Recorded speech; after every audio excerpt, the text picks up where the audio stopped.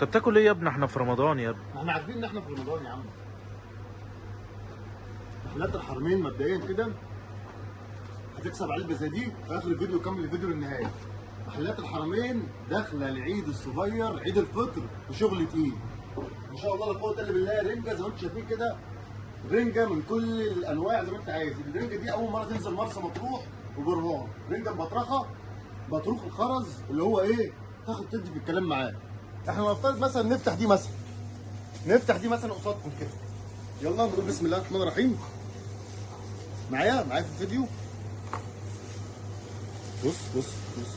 بص البطارخ، بص البطارخ عامله ازاي. بص الخرز، بص